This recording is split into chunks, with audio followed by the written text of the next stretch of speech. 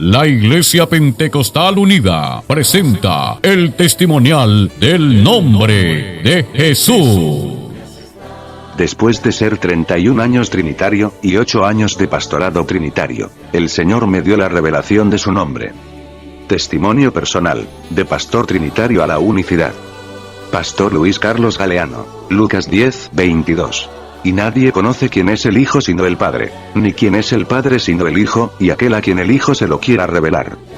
Introducción. Soy pastor actualmente de la Iglesia Pentecostal Unida de Colombia, y estuve 31 años en la Iglesia Trinitaria, donde fui pastor 8 años, período en el cual recibí estudios teológicos de preparación ministerial, y con todo y eso, el Señor me concedió el privilegio de obtener la revelación de su nombre. Entonces es mi deseo en el Señor, después de estar saboreando esta hermosa revelación por espacio de 10 años, compartir mi testimonio, de cómo realmente vine a aceptar que solo existe un Dios vivo y verdadero, que desde el Antiguo Testamento, ya trataba con la humanidad, pero que al final de los siglos se manifiesta en carne. Espero, pues, que en esta obra el Espíritu Santo le ayude a que tome la decisión definitiva, si en algún aspecto está de dar este paso tan maravilloso, como es el de aceptar a Jesucristo como el verdadero Dios y la vida eterna, y de bautizarse en su nombre, creyendo en lo más profundo del corazón que Él es el Padre, creyendo que Él es el Hijo, y creyendo que Él es el Espíritu Santo. Y para que creyendo, tengáis vida en su nombre. Juan 20, 31. A continuación presentaré cómo me fue revelado todo esto, y mucho más a mi vida. Espero que el Señor le ayude y le bendiga, para que juntos compartamos esta preciosa revelación. Para vosotros, pues, los que creéis, Él es precioso. Primera de Pedro 2, 7. Antes era rechazador de la Iglesia Pentecostal. En los estudios teológicos que realicé, estando en la Iglesia Trinitaria, vi como a la Iglesia Pentecostal Unida de Colombia se le cataloga entre las sectas más erradas, inclusive la trata de ser los Jesús solos. A raíz de esto vivía prevenido hacia los Pentecostales Unidos, al punto de tener una Biblia subrayada, coloreada en los versículos que hablan del Padre, Hijo y Espíritu Santo. En estos textos, tenía el código P.U. enfrente, que me indicaba para los unidos, y siempre que tenía la oportunidad de hablar con un pentecostal unido, encontraba con facilidad los textos para contradecirles y discutir con ellos. Pero realmente estaba rechazando la gloriosa revelación de mi Señor, y a su glorioso nombre, porque yo en mi ignorancia pensaba que estaba haciéndolo muy bien. Les decía a las congregaciones que me tocó ministrar en la Iglesia Trinitaria que no dialogaran con ningún pentecostal unido, ya que como había aprendido en los estudios, eran una secta malísima, y unos herejes y anticristos, porque ellos niegan al Padre. Y les mostraba en Primera de Juan 2, 22. Es más, les decía, esos pentecostales unidos creen que Pedro es mayor que Jesús, pues no hacen el bautismo como Jesús mandó en Mateo 28, 19, sino que practican el bautismo que mandó Pedro en Hechos 2, 38. Sabiendo que Pedro mandó a bautizar fue a los judíos, que rechazaron y crucificaron a Jesús. Una de las armas que yo más utilizaba era las preguntas interpretativas, o sea, hacerle preguntas al texto o versículo para entender su significado. Yo cuestionaba, bueno, si Jesús es Dios, ¿a quién le decía, Padre nuestro que estás en los cielos? Si Jesús es Dios, ¿a quién le pedía él? Si realmente Jesús es Dios, ¿por qué dice en Hechos 2, 32, que Dios le resucitó? ¿A quién le decía, en tus manos encomiendo mi espíritu? Estas preguntas y muchas más, eran las que tenía señaladas en una Biblia, en los versículos correspondientes con el código P.U. para poder saber que con ellos atacaba a los pentecostales unidos. Hasta que me llegó el día de la revelación, y estos textos que antes utilizaba en contra de los pentecostales unidos, ahora me sirvieron para que el Señor me mostrara su revelación. Me fueron contestadas estas y otras preguntas más, mostrándome el Señor el significado real de cada uno de los versículos donde tenía el P.U. El versículo que más me ayudó a recibir la revelación fue Mateo 28, 19. Estoy convencido de que no es por razonamientos simples o poniéndole el buen sentido que vamos a entender y aceptar que Jesucristo es el Padre, Hijo y Espíritu Santo. Esto solo viene por revelación. Porque no te lo reveló carne ni sangre. Mateo 16, 17. Pues yo no lo recibí ni lo aprendí de hombre alguno, sino por revelación de Jesucristo. Gálatas 1, 13. Mi consejo es, no se prevenga, como yo me mantenía prevenido, hacia el mensaje pentecostal. Solo cuando dejé de estar prevenido, y me abrí para observar detalladamente, por partes todo lo que me estaban planteando de lo más sencillo, hasta llegar a lo más complejo. Para terminar organizando toda esta información, fue entonces como pude recibir la revelación del Señor. El primer contacto con la revelación. Así como usted, amable lector, ha tenido la oportunidad de encontrarse con un pentecostal unido, yo también tuve esa preciosa oportunidad. Y fue allí donde tuve mi primer contacto con la revelación, y digo mi primer contacto con la revelación, porque este pentecostal unido es portador de la revelación y habla de la revelación. Estando de pastor trinitario en una población del departamento de Antioquia, cierto día se me acerca un pastor pentecostal unido, y es allí donde tengo mi primer contacto con la revelación. Estuvimos hablando por un espacio de media hora, hasta que por motivo de que el vehículo que me transportaría hacia una vereda, ya estaba de salida, tocó despedirnos, pero nos pusimos otra cita para continuar el diálogo. Cuando volvimos a encontrarnos, yo ya iba bien listo con mi Biblia que tenía preparada con los textos que al frente les tenía el código PU, que me indicaba, para los unidos. Empezamos el diálogo y comencé a desplegar todos los versículos claves que atacan a los pentecostales unidos. Le hacía preguntas, a lo cual me contestaba: bienaventurado el que no halle tropiezo en la palabra. En medio del diálogo le mostré Apocalipsis 5:7, donde dice que hay uno sentado en el trono y otros de pie en medio del trono. Cuando le mostré este pasaje, el hermano me dijo: yo no había visto este texto. A lo que le contesté: bueno, dejemos por hoy este diálogo y yo vengo después, cuando usted haya meditado sobre Apocalipsis 5:7.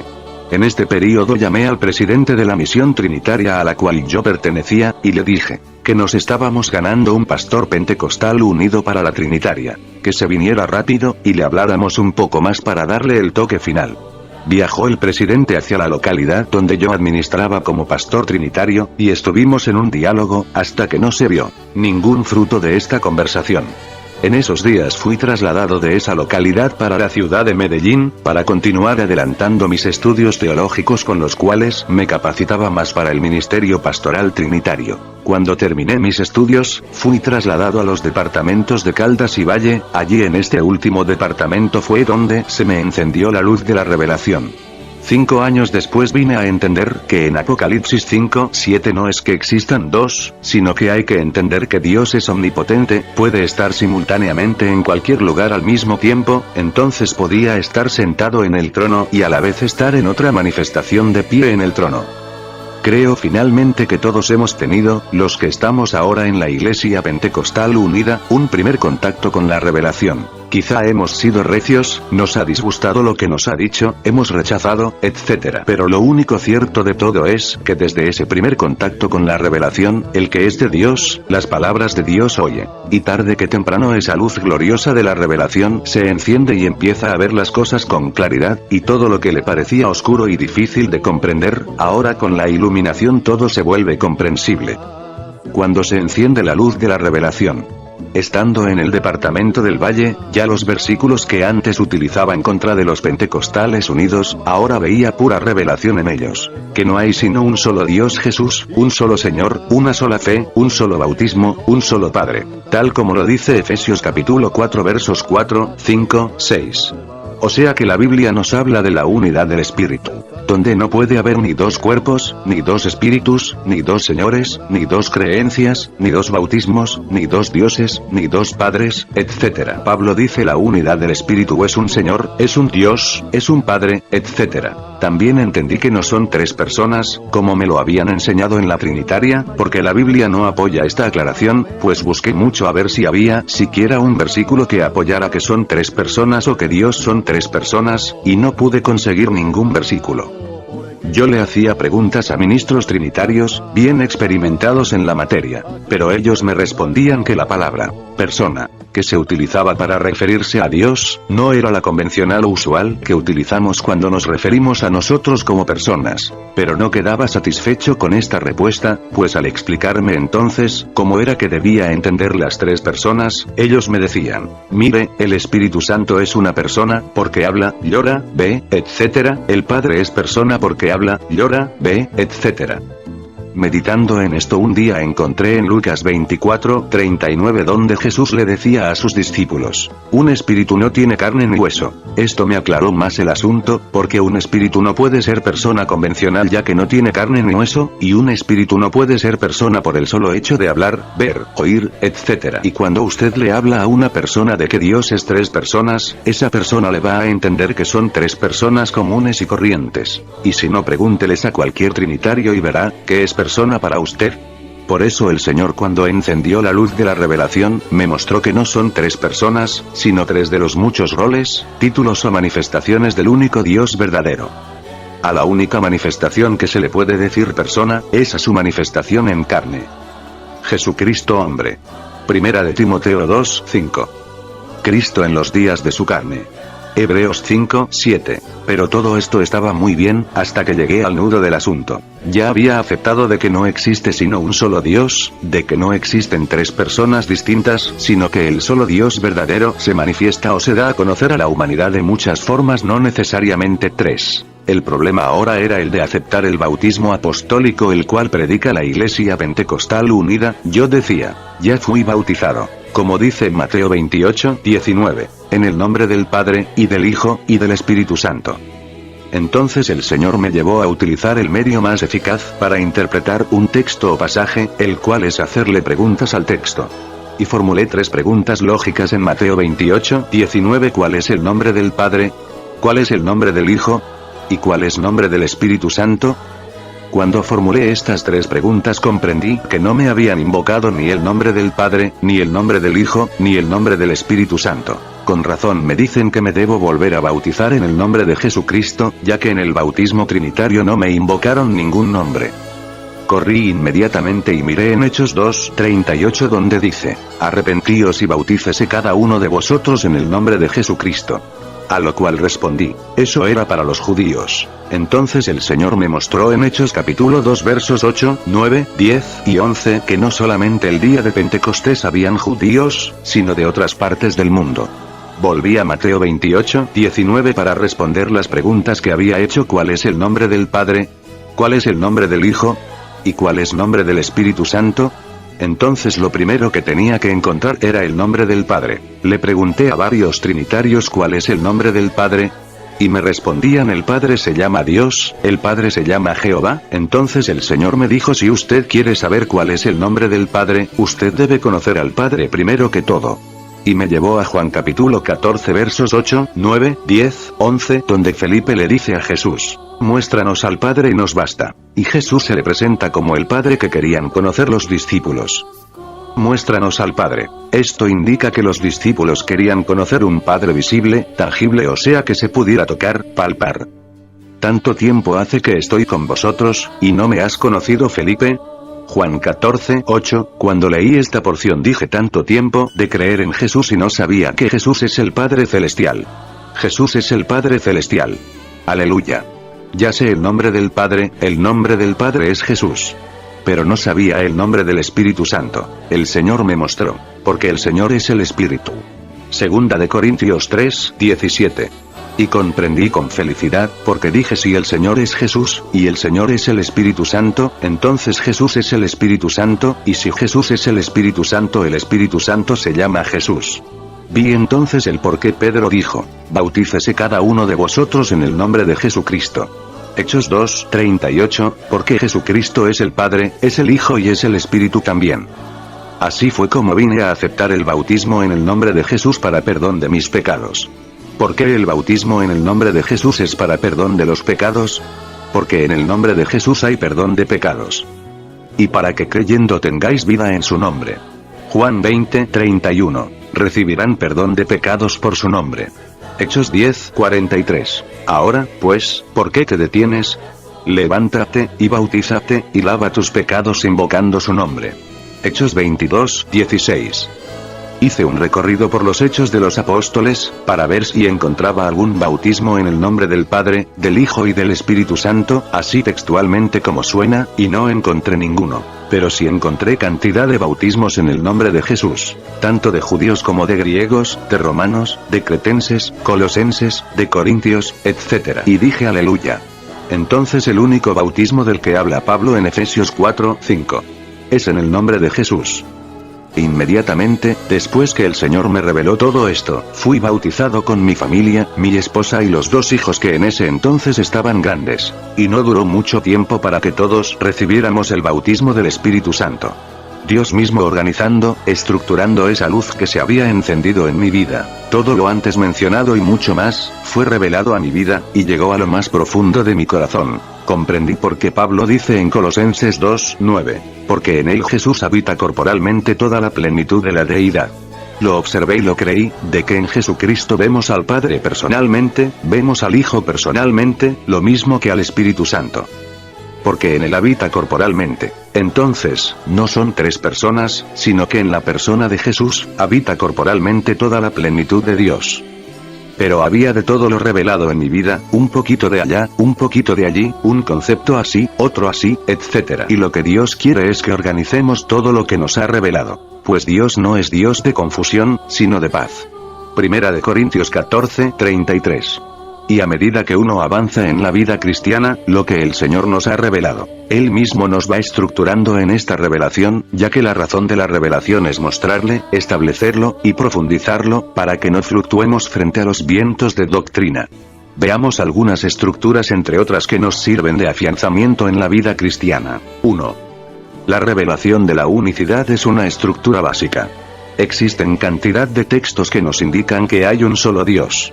Que si nos quedáramos solo con lo que dice, Éxodo 20, 3, no tendrás dioses ajenos delante de mí, y lo que dice en Deuteronomio 6, 4, Jehová uno es. Creo firmemente que nos bastaría con estos 2 versículos para creer en un solo Dios, que en el Antiguo Testamento se da a conocer como el invisible, pero que ya en el Nuevo Testamento ese mismo Dios se manifiesta en carne.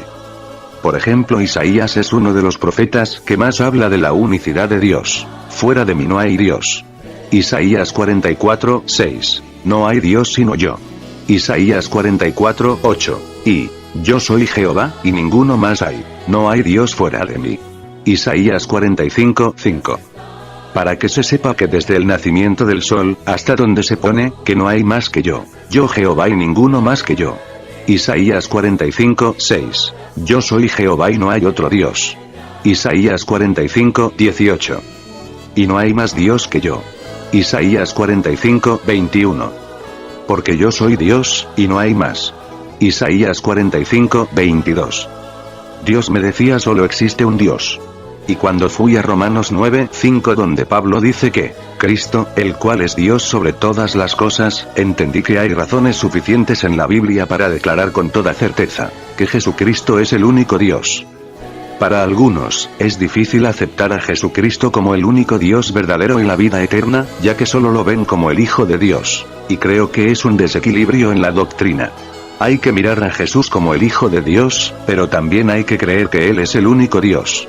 Hay que mirarlo como el Hijo, pero también hay que mirarlo como el único Padre.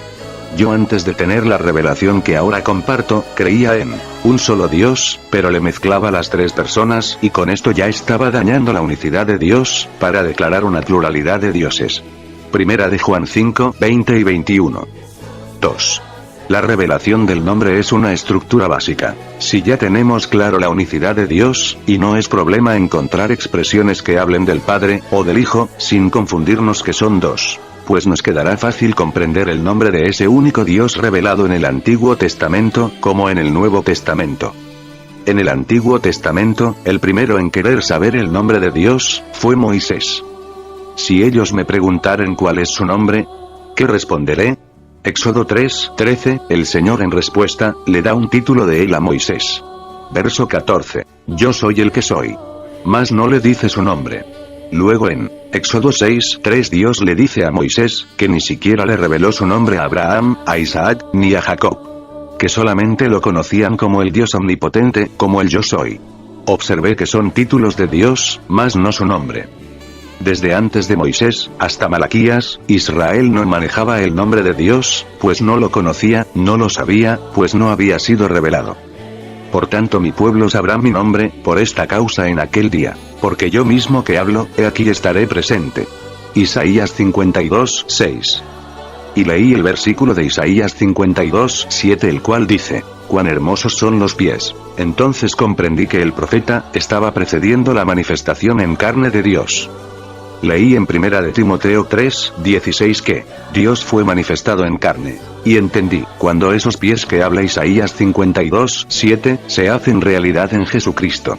Busqué en Mateo 1:23 de cómo fue esa manifestación en carne de Dios y leí, y llamarás su nombre Emmanuel, que traducido es Dios con nosotros. Pero miré el versículo 21 y el Señor me mostró el nombre de ese Dios con nosotros. Y llamarás su nombre Jesús. Esto para mí fue algo muy especial, ya que sabía que en el Antiguo Testamento solo se conocían eran títulos de Dios, pero que ya en el Nuevo Testamento no solo hay títulos de Dios, sino que es revelado su nombre tal y como lo profetizó Isaías, y aquel ángel se lo reveló primeramente a José, luego a María, y ahora lo sigue revelando al que él quiere revelarlo.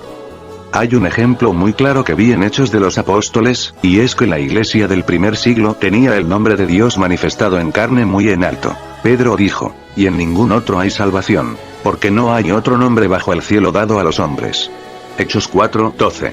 Cuando miré este versículo Hechos 4:12, dije con razón en el Antiguo Testamento no se conoció el nombre de Dios. El profeta Isaías dice, mi pueblo sabrá mi nombre y ahora su pueblo sabía su nombre, porque no hay otro nombre bajo el cielo dado a los hombres. Aleluya.